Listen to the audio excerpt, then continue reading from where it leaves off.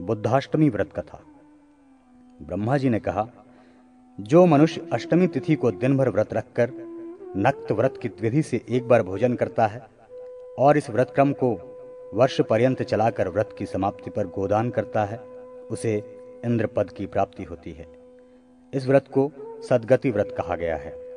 पौष मास की शुक्लाष्टमी तिथि के व्रत का नाम महारुद्र व्रत है। जब दोनों पक्ष की अष्टमी तिथि बुधवार से युक्त हो तो नियम पूर्वक बुद्धाष्टमी व्रत करने वाले की संपत्ति कभी भी खंडित नहीं होती। मुक्ति की इच्छा रखने वाला जो मनुष्य 2 अंगुलियों को हटाकर शेष 3 अंगुलियों से बांधी गई मुट्ठी के द्वारा 8 मुट्ठी चावल लेकर श्रद्धापूर्वक भात बनाता है और कुशा से वेष्टित आम्रपत्र के दोने में करेमू के साग और इमली के साथ इस भात को इस व्रत की समाप्ति के बाद ग्रहण करता है और बुद्धाष्टमी की कथा सुनता है, उसकी सभी इच्छाएं पूर्ण हो जाती हैं।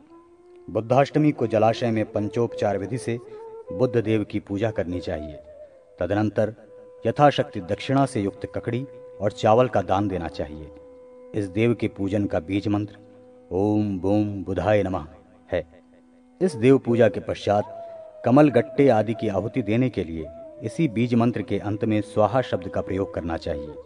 जलाशय के मध्य जिस पूजा मंडल की कल्पना करें, उस मंडल के मध्य कल्पित पद्मदल के ऊपर धनुष बाण से युक्त श्याम वर्ण वाले इन देव की भावना कर उनके अंगों की पूजा करें। इस बुद्धाष्टमी की कथा बड़ी ही पुण्यदायिनी है।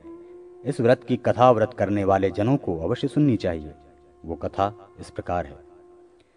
प्राचीन काल में पाटलिपुत्र नामक नगर में वीर नाम का एक श्रेष्ठ ब्राह्मण रहता था। उसकी पत्नी का नाम रंभा और पुत्र का नाम कौशिक था। उसके विजया नाम की एक पुत्री थी तथा धनपाल नाम का एक बैल था।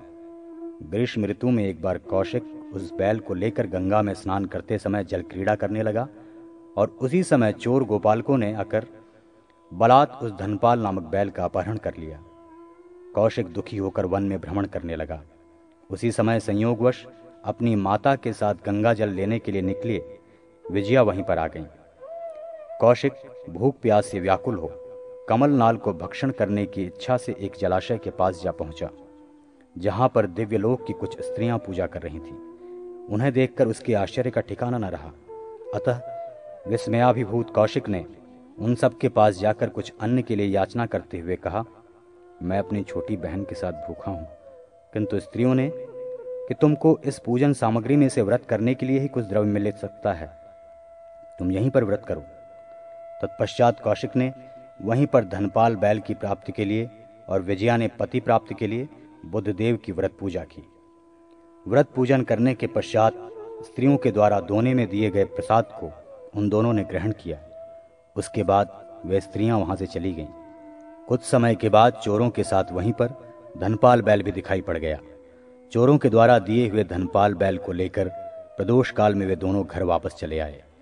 घर में दुखित पिता वीर को प्रणाम कर रात्रि में कौशिक सुखपूर्वक सो गया।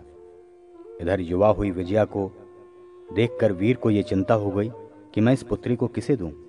दुखित पिता ने यमराज को पुत्री देने का निश्चय किया। दैवयोग से इसी बीच वीर की मृत्यु हो गई। पिता के स्वर्ग चले जाने के बाद कौशिक ने राज्य प्राप्ति के लिए पुनः बुद्धाष्टमी का व्रत किया, जिसके फलस्वरूप कौशिक को अयोध्या का विशाल राज्य प्राप्त हुआ। उसने अपनी उस बहन विजया का विवाह भी पिता के द्वारा कहे गए वचन के अनुसार यमराज के साथ ही करने की बात मन में ठान ली थी। व्रत के प्रभाव से यमराज ने वहां स्वयं आकर विजया को पत्नी के रूप में स्वीकार किया और विजया से कहा, तुम चलकर मेरे घर में गृह स्वामिनी बनकर रहो। उसने भी वैसा ही स्वीकार कर लिया और पति के घर जाकर रहने लगी। एक दिन यम ने उसे सावधान करते हुए कहा, देवी, ये जो बंद कमरे हैं इन्हें कभी खोलना नहीं। विजया ने कभी भी बंद कमरे का किवाड़ तक नहीं खोला, न तो अपने पति के विरुद्ध कोई आचरण ही किया। वो एक सद्गृहिणी के समान ही उनके साथ रही। किंतु एक दिन जिज्ञासावश उसने पति के न रहने पर कमरा खोलने पर वहां अपनी माता को पति यम के ही कष्टकारी पाश में बंधा हुआ देखा, जिससे वो अत्यंत दुखित हो उठी। उसी समय कौशिक के द्वारा बताए गए मुक्ति प्रदान करने वाले बुद्धाष्टमी व्रत की याद उसे हो आई। अतः उसने पुनः उस व्रत को किया, जिसके फलस्वरूप माता उस यमपाश से मुक्त हो गई। तदनंतर उसने भी व्रत का पालन किया और अंत में व्रत के पुण्य के प्रभाव से स्वर्गलोक प्राप्त कर वहां सुखपूर्वक निवास करने लगी। अशोकाष्टमी, महानवमी तथा नवमी के अन्य व्रत और ऋष्येकादशी व्रत महात्म्य। ब्रह्मा जी ने कहा, चैत्र मास में पुनर्वसु नक्षत्र से युक्त शुक्लाष्टमी को अशोकाष्टमी व्रत होता है। इस दिन जो अशोक मंजरी की 8 कलियों का पान करते हैं वे शोक को प्राप्त नहीं करते। अशोक कलिकाओं का पान करते समय ये प्रार्थना करनी चाहिए, हे शिवप्रिय वसंतोद्भव, शोक संतप्त मैं आपका सेवन कर रहा हूं। हे अशोक, आप मुझे सदैव शोक विमुक्त रखें। ब्रह्मा जी ने पुनः कहा, अश्विन मास में उत्तराषाढ़ नक्षत्र तथा शुक्ल पक्ष की अष्टमी से युक्त जो नवमी होती है उसे महानवमी कहा जाता है। इस तिथि को स्नान दान आदि करने से अक्षय पुण्य की प्राप्ति होती है। यदि केवल नवमी हो तो भी दुर्गा की पूजा करनी चाहिए। भगवान शिव आदि ने इस व्रत को किया था। ये महाव्रत अत्याधिक पुण्य लाभ देने वाला है। शत्रु पर विजय प्राप्त करने के लिए राजा को यह व्रत करना चाहिए। उसे जप होम के बाद कुमारियों को भोजन कराना चाहिए। इस व्रत में देवी के पूजनादिक कृत्यों में प्रयुक्त होने वाला ओम दुर्गे दुर्गे रक्षणी स्वाहा ये मंत्र है। व्रती को चाहिए कि वो अष्टमी तिथि को लकड़ियों से देवी के लिए 9 अथवा 1 भवन का निर्माण करे। उसमें देवी की सुवर्ण या रजत मूर्ति स्थापित करे। देवी की पूजा शूल, खड्ग, पुस्तक, पट अथवा मंडल में करनी चाहिए। 18 हाथों वाली दुर्गा देवी अपनी बाईं ओर के हाथों में कपाल, खेटक, घंटा, दर्पण, तर्जनी, धनुष, ध्वज, डमरू और पाश धारण करती हैं। उनके दाहिनी ओर के हाथों में शक्ति, मुद्गर, शूल, वज्र, खड्ग, अंकुश, शर, चक्र और शलाका नामक आयुध रहते हैं। दुर्गा देवी के अतिरिक्त अन्य देवियों की जो प्रतिमाएं होती हैं उनके 16 हाथ माने गए हैं। अंजन और डमरू उनके हाथों में नहीं रहता। रुद्रचंडा, प्रचंडा, चंडोग्रा, चंडनायिका, चंडा, चंडवती, चंडरूपा तथा अतिचंडिका, इन 8 देवियों के अतिरिक्त 9वीं देवी उग्रचंडा है। ये उग्रचंडा देवी अन्य 8 देवियों के बीच प्रज्वलित अग्नि की प्रभा के समान सुशोभित होती हैं। रुद्रचंडा का वर्ण रोचना के समान, प्रचंडा का अरुण, चंडोग्राका कृष्ण, चंडनायिका का नील, चंडाका का धूम, चंडवती का शुक्ल, चंडरूपा का पीत, अतिचंडिका का वर्ण पांडुर और उग्रचंडा का वर्ण अग्नि की ज्वाला के समान है। देवी उग्रचंडा सिंह पर स्थित रहती हैं। इनके आगे हाथ में खड्ग लिए हुए महिषासुर स्थित रहता है। देवी अपने एक हाथ से उस महिषासुर का कच्छ पकड़े हुए स्थित रहती हैं। इन भगवती उग्रचंडा के दशाक्षरी विद्या मंत्र का जप करके मनुष्य किसी भी बाधा से बाधित नहीं होता। 15 अंगुल वाले खड्ग तथा त्रिशूल के साथ ही देवी की उग्र शक्तियों पूतना, पाप राक्षसी, चरकी तथा विदारिका की पिन नैकृत्य आदि कोणों में यथाविधि पूजा करनी चाहिए। राजाओं को शत्रु आदि पर विजय प्राप्त करने के लिए विविध मंत्रों से इस महानवमी को देवी की विशेष पूजा करनी चाहिए।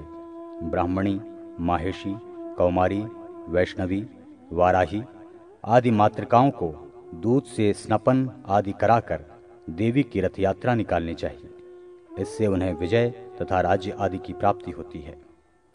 अश्विन मास की शुक्ला नवमी को एक भक्त व्रत करते हुए देवी और ब्राह्मणों की पूजा करके 1 लाख बीज मंत्र का जप करना चाहिए। इसे वीर नवमी व्रत कहा गया है। चैत्र शुक्ला नवमी को देवी की पूजा दमनक नामक पुष्प से करनी चाहिए। ऐसा करने से आयु, आरोग्य और सौभाग्य की प्राप्ति होती है तथा व्रती शत्रु से अपराजित रहता है। इसे दमनक नवमी व्रत कहा जाता है। इसी मास के शुक्ला दशमी को एक भक्त व्रत करके वर्ष के अंत में 10 गौओं का दान तथा दिक्पालों को स्वर्ण मेखला का निवेदन करने वाला समस्त ब्रह्मांड का स्वामी हो जाता है। इसका नाम दिग्दशमी व्रत है। एकादशी तिथि को ऋषि पूजा करने का विधान है। इससे व्रती का सब प्रकार से उपकार होता है। वो इस लोक में धनवान और पुत्रवान होकर रहता है और अंत में उसे ऋषिलोक में प्रतिष्ठा प्राप्त होती है। चैत्र मास में दमनक पुष्प तथा इन्हीं पुष्पों से बनी माला द्वारा मरीचि, अत्रि, अंगिरा, पुलत्स्य, पुलह, क्रतु, प्रचेता, वशिष्ठ, भृगु और नारद इन ऋषियों की पूजा करनी चाहिए। श्रवण द्वादशी व्रत। ब्रह्मा जी ने कहा, अब मैं प्राणियों को भोग और मोक्ष प्रदान करने वाले श्रवण द्वादशी व्रत का वर्णन करूंगा। श्रवण के नक्षत्र से युक्त एकादशी और द्वादशी तिथि जब तक एक ही दिन पड़ती हैं तो उसे विजया तिथि कहा जाता है। इस दिन हरि की पूजा आदि करने से प्राप्त पुण्य का फल अक्षय होता है। एक भक्त व्रत करने से अथवा नक्त व्रत करने से या अयाचित व्रत करने से अथवा उपवास या भिक्षाचार करने से इस द्वादशी व्रत का पुण्य क्षीण नहीं होता। व्रती को इस द्वादशी के दिन कांस्य पात्र, मांस, शहद, लोभ, असत्य भाषण, व्यायाम, मैथुन, दिन में सोना, अंजन, पत्थर पर पिसे हुए द्रव्य तथा मसूर का प्रयोग नहीं करना चाहिए। यदि भाद्रपद मास में शुक्ल पक्ष की द्वादशी तिथि श्रवण नक्षत्र से युक्त हो तो वो द्वादशी बहुत ही महत्वपूर्ण होती है। उस दिन उपवास करने से महान फलों की प्राप्ति होती है। यदि ये तिथि बुधवार से भी युक्त हो तो इस दिन नदियों के संगम में स्नान करने से महनीय फल प्राप्त होते हैं। इस दिन रत्न एवं जल से परिपूर्ण कुंभ में 2 श्वेत वस्त्रों से आच्छादित भगवान वामन की स्वर्णमयी प्रतिमा का छत्र और जूता समन्वित पूजन करना चाहिए। विद्वान को चाहिए कि ओम नमो वासुदेवाय इस मंत्र से भगवान वामन के सिर की पूजा करके ओम श्रीधराय नमः मंत्र से उनके मुखमंडल की, ओम कृष्णाय नमः मंत्र से उनके कंठ की, ओम श्रीपतिये नमः मंत्र से उनके वक्षस्थल की, ओम सर्वास्त्रधारिणे नमः मंत्र से उनकी भुजाओं की, ओम व्यापकाय नमः मंत्र से उनके कुक्षि प्रदेश की, ओम केशवाय नमः मंत्र से उनके उदर की, ओम त्रैलोक्यपतये नमः मंत्र से उनके मेढ़ भाग की तथा ओम सर्वभूते नमः मंत्र से उनकी जंघाओं की और ओम सर्वात्मने नमः मंत्र से उनके पैरों की पूजा करनी चाहिए। उन्हें घृत और पायस का नैवेद्य समर्पित करें। कुंभ और मोदक दे रात्रि में जागरण करना चाहिए। तदनंतर प्रातःकाल होने पर स्नान और आचमन करें और उनकी पुनः पूजा करके पुष्पांजलि सहित इस प्रकार प्रार्थना करें। हे गोविंद ज्ञान स्वरूप श्रवण नाम वाले देव, आपको बारंबार नमस्कार है। आप मेरे समस्त पाप समूहों का विनाश करके मेरे लिए सभी सुखों को प्रदान करने वाले हुए हैं। प्रार्थना के बाद प्रियताम देवदेवेश ऐसा कहते हुए ब्राह्मणों को कलशों का दान दें। इस व्रत पूजा को नदी तट अथवा अन्य किसी पवित्र स्थान पर करने से सभी इच्छाएं पूर्ण हो जाती हैं। तिथिव्रत, वार व्रत एवं नक्षत्रादि व्रत निरूपण और प्रतिपदादि तिथियों में पूजनीय देवता। ब्रह्मा जी ने कहा, कामदेव त्रयोदशी तिथि को श्वेत कमल आदि के पुष्पों से रति और प्रीति से युक्त मणि विभूषित शोक रहित कामदेव की पूजा करनी चाहिए। इस व्रत का नाम मदन त्रयोदशी है। जो वर्ष पर्यंत प्रत्येक मास के शुक्ल और कृष्ण पक्ष की चतुर्दशी एवं अष्टमी तिथि में उपवास करके शिव पूजन करता है वो मुक्ति प्राप्त करता है। इसे शिव चतुर्दशी तथा शिवाष्टमी व्रत कहा गया है। 3 रात्रियों तक उपवास रखकर व्रती को कार्तिक मास में एक शुभ भवन का दान देना चाहिए। ऐसा करने से सूर्यलोक की प्राप्ति होती है। ये कल्याणकारी धाम व्रत है। अमावस्या तिथि में पितरों को दिया गया जल यदि अक्षय होता है, नक्त व्रत करके वारों के नाम से सूर्यादि की पूजा करके व्रती सभी फलों को प्राप्त करने का अधिकारी हो जाता है। ये वार व्रत कहलाते हैं। हे ब्रह्मर्षि, प्रत्येक मास के नामकरण के प्रायोजक 12 नक्षत्र से युक्त उन महीनों की पूर्णिमा तिथि हो तो उन नक्षत्रों के नाम से मनुष्य को सम्यक रूप से भगवान अच्युत की पूजा करनी चाहिए। इस व्रत को कार्तिक मास से प्रारंभ करना चाहिए। कृतिका नक्षत्र युक्त कार्तिक मास में केशव की पूजा करनी चाहिए। क्रमशः 4 महीनों कार्तिक, मार्गशीर्ष, पौष तथा माघ में घृत का हवन कर तिल चावल की खिचड़ी का भोग निवेदित करना चाहिए। आषाढ़ आदि 4 महीनों में पायस निवेदन करके ब्राह्मणों को पायस का ही भोजन निवेदित करना चाहिए। पंचगव्य, जल स्नान और नैवेद्य से पूजन करना चाहिए। इस प्रकार संवत्सर के अंत में विशेष रूप से भगवान की पूजा करके निम्नलिखित मंत्रों से प्रार्थना करनी चाहिए। हे अच्युत, आपको बार बार प्रणाम है। हे देव, मेरे पापों का विनाश हो और पुण्य की वृद्धि हो। मेरे ऐश्वर्य और धनादि सदैव अक्षय रहें। मेरी संतान परंपरा अक्षुण हो। हे अच्युत, जिस प्रकार आप परात्पर ब्रह्म हैं वैसे ही मेरे मनोभिलाषित फल को अविनाशी बना दें। हे अप्रमेय, सदैव मेरे द्वारा किए जाने वाले पाप का विनाश करते रहें। हे अच्युत, हे अनंत, हे गोविंद, आप मुझ पर प्रसन्न हो। हे अमेय आत्मन, हे पुरुषोत्तम, जो मेरे लिए अभीष्ट है आप उसको भी अक्षय बना दें। ये मास नक्षत्र व्रत 7 वर्ष तक करना चाहिए। ऐसा करने से मनुष्य को आयु, लक्ष्मी तथा सद्गति प्राप्त होती है। यदि स्वच्छ हृदय से उपवास सहित 1 वर्ष पर्यंत यथाक्रम एकादशी, अष्टमी, चतुर्दशी और सप्तमी तिथियों में विष्णु, दुर्गा, शिव और सूर्य की पूजा हो तो प्राणी को उन देवों के लोक तो प्राप्त होते ही हैं, सभी निर्मल अभिलाषाएं भी पूर्ण हो जाती हैं। व्रत काल में एक भुक्त, नक्त अथवा अयाचित एवं उपवास करते हुए शाकादि के द्वारा इन सभी तिथियों में सभी देवताओं की पूजा करने से भोग और मोक्ष दोनों की प्राप्ति हो जाती है। प्रतिपदा तिथि में कुबेर, अग्नि, नासत्य और दस्न नामक देव पूज्य हैं। द्वितीया तिथि में लक्ष्मी तथा यमराज, पंचमी में श्री समन्वित पार्वती और नागगणों की पूजा करनी चाहिए। षष्ठी तिथि में कार्तिकेय तथा सप्तमी में अर्थदाता सूर्यदेव की पूजा विहित है। अष्टमी तिथि में दुर्गा, नवमी में मातृकाओं एवं तक्षक की पूजा का विधान है। दशमी में इंद्र और कुबेर तथा एकादशी में सप्तर्षियों की पूजा करनी चाहिए।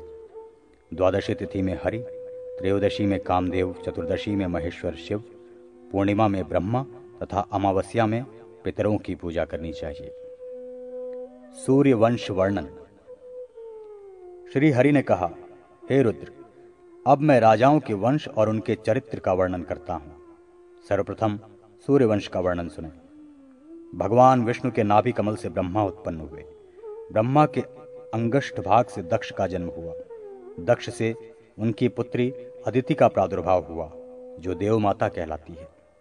उन्हीं अदिति से विश्वान, विश्वान से व्यवस्वत मनु हुए और उन मनु से इक्ष्वाकु, शर्याति, नृग, धृष्ट, प्रशग्र, नरिष्यंत, नभग, दिष्ट तथा शशक नामक 9 पुत्रों की उत्पत्ति हुई। हे रुद्र, मनु की इला नाम की कन्या थी और सुद्युम्न नाम का पुत्र था। इला के बुध से राजा पुरुरवा उत्पन्न हुआ। सुद्युम्न ने उत्कल, विनत तथा गय नामक 3 पुत्रों को जन्म दिया। गोवध करने के कारण मनु का पुत्र प्रशद्र शूद्र हो गया था। करुष से क्षत्रिय लोगों की उत्पत्ति हुई, जो कारुष नाम से विख्यात हुए।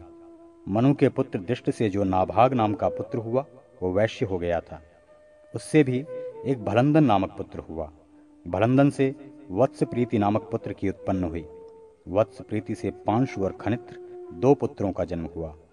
खनित्र से भूप, भूप से क्षुप, क्षुप से विंश और विंश से विविंशक ने जन्म लिया। विविंशक से खनिनेत्र और खनिनेत्र से विभूति नामक पुत्र का जन्म हुआ। विभूति से करंधम नाम का पुत्र हुआ।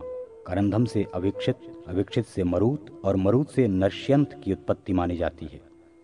नरष्यंत से तम, तम से राजवर्धन, राजवर्धन से सुधृति, सुधृति से नर, नर से केवल तथा केवल से धुंधमान हुआ। धुंधमान के वेगमान, वेगमान के बुध और बुध के तृणबिंदु नामक पुत्र हुआ। तृणबिंदु ने अलम्बुषा नाम की अप्सरा से इलविला नाम की कन्या तथा विशाल नामक पुत्र उत्पन्न किया। विशाल के हेमचंद्र नामक पुत्र हुआ। हेमचंद्र से चंद्रक, चंद्रक से धूम्राश्व, धूम्राश्व से सृंजय, सृंजय से सहदेव की उत्पत्ति हुई। सहदेव के कृशाश्व नामक पुत्र हुआ। कृशाश्व से सोमदत्त और सोमदत्त से जन्मेजय हुआ। जन्मेजय से सुमंती नाम की पुत्र की उत्पत्ति हुई। इन सभी को वैशालक कहा गया है। वैवस्वत मनु के पुत्र शर्याति के सुकन्या नाम की पुत्री हुई, जो च्यवन ऋषि की भार्या बनी। शर्याति के अनंत नामक पुत्र भी था। उससे रेवत नाम का पुत्र हुआ। रेवत के भी रैवत नामक पुत्र हुआ। उससे रेवती नाम की कन्या हुई। वैवस्वत मनु के पुत्र धृष्ट के धार्ष्ट हुआ, जो वैष्णव हो गया था। उन्हीं मनु के पुत्र नभक के नेदिष्ट नामक एक पुत्र की उत्पत्ति हुई। उससे अम्बरीश हुआ। अम्बरीश के विरूप, विरूप के प्रषदश्व और उसके रथिनर हुआ, जो वासुदेव का भक्त था। मनुपुत्र इक्ष्वाकु के विकुक्षि, निमि और दंडक 3 पुत्र हुए। विकुक्षि यज्ञी शशक का भक्षण करने के कारण शशाद नाम से विख्यात हुआ। शशाद से पुरुंजय और कुकुत्स नामक 2 पुत्र हुए। इसी कुकुत्स से अनेनस तथा अनेनस से पृथु उत्पन्न हुआ।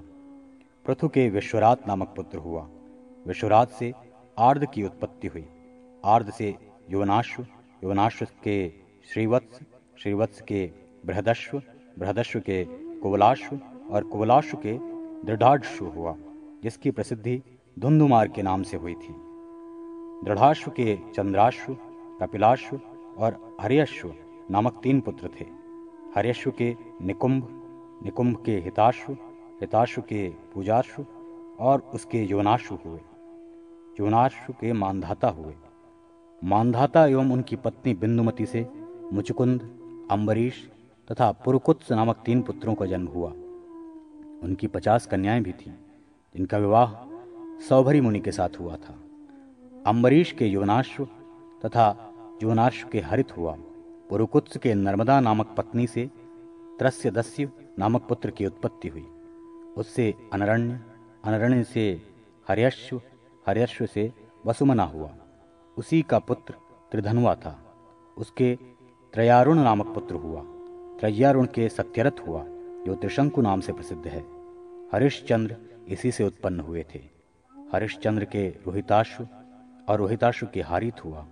हारित के चंचु, चंचु के विजय, विजय के रुरुक, रुरुक के वृक, वृक के राजा बाहु और बाहु के पुत्र राजा सगर माने जाते हैं। हे शिव, सगर से सुमति नामक पत्नी के 8000 पुत्र हुए।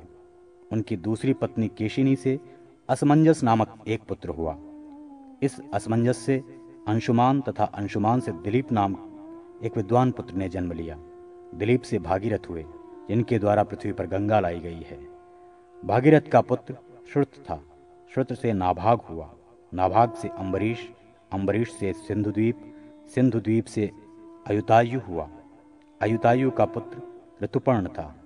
ऋतुपर्ण से सर्वकाम और सर्वकाम से सुदास, सुदास से सौदास हुआ, जिसका नाम मित्रसह भी माना जाता है।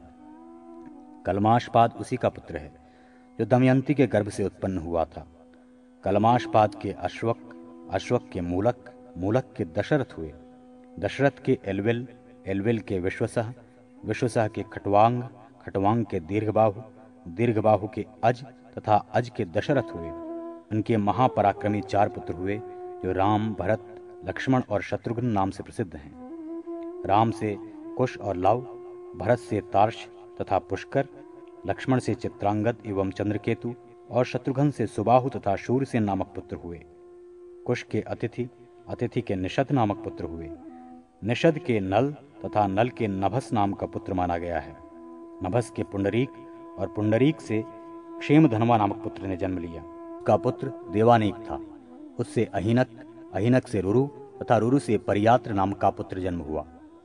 परियात्र से दल की उत्पत्ति हुई और दल से छल, छल से उक्त, उक्त से वज्रनाभ और वज्रनाभ से गण, गण से उशिताश्व, उशिताश्व से विश्वसह की उत्पत्ति हुई। हिरण्यनाभ उसी का पुत्र था। उसका पुत्र पुष्पक माना गया है। पुष्पक से ध्रुव संधि, ध्रुव संधि से सुदर्शन, सुदर्शन से अग्निवर्ण, अग्निवर्ण से पद्मवर्ण हुआ। पद्मवर्ण से शीघ्र और शीघ्र से मरु हुए। मरु से सुश्रित और उससे उदावसु नाम का पुत्र उत्पन्न हुआ। उदावसु से नंदिवर्धन, नंदिवर्धन से सुकेतु, सुकेतु से देवरात की उत्पत्ति हुई। देवरात का पुत्र बृहदुक्त था। बृहदुक्त के महावीर, महावीर के सुधृति, सुधृति के धृष्टकेतु, धृष्टकेतु के हर्यश्व, हर्यश्व के मरु, मरु के प्रतिंधक हुआ। प्रतिंधक से कृतिरथ और कृतिरथ के देवमीढ़ नाम का पुत्र हुआ। देवमीढ़ से विबुध, विबुध से महाधृति, महाधृति से कीर्तिरात तथा कीर्तिरात से महारोमा नाम का पुत्र उत्पन्न हुआ। महारोमा के स्वर्णरोमा हुए। स्वर्णरोमा के ह्रस्वरोमा नाम का पुत्र था। ह्रस्वरोमा के शीरध्वज हुआ। उसके सीता नाम की एक पुत्री हुई। शीरध्वज के कुशध्वज नाम का एक भाई भी था। सीता के अतिरिक्त शीरध्वज के भानुमान नाम का एक पुत्र भी हुआ। उस भानुमान से शतधुम्न, शतधुम्न से शुचि नाम की पुत्र की उत्पत्ति हुई। शुचि के ऊर्ज नाम का पुत्र था। उस ऊर्ज से संद्वाज उत्पन्न हुआ। संद्वाज से कुली ने जन्म लिया। उस कुली से अनंजन नाम का पुत्र हुआ। अनंजन से कुलजित की उत्पत्ति हुई। उसके भी अधिनेमिक नाम का पुत्र था। उसका पुत्र श्रुतायु हुआ और उस श्रुतायु से सुपार्श्व नाम के पुत्र ने जन्म ग्रहण किया। सुपार्श्व से संजय, संजय से क्षेमरी, क्षेमारी से अनेना और उस अनेना का पुत्र रामरथ माना गया है। रामरथ का पुत्र सत्यरथ, सत्यरथ का पुत्र उपगुरु, उपगुरु का उपगुप्त तथा उपगुप्त का पुत्र स्वागत था। स्वागत से स्ववर की उत्पत्ति हुई। सुवर्चा उसी का पुत्र था। सुवर्चा से सुपार्श्व और सुपार्श्व से सुश्रुत, सुश्रुत से जय की उत्पत्ति हुई। जय से विजय, विजय से ऋत, ऋत से सुनय, सुनय से वीतहव्य, वीतहव्य से धृति की उत्पत्ति मानी गई है। धृति के बहुलाश्व और बहुलाश्व के कृति नाम का पुत्र था। उस कृति के जनक हुए। जनक के 2 वंश कहे गए हैं जिन्होंने योग मार्ग का अनुसरण किया था।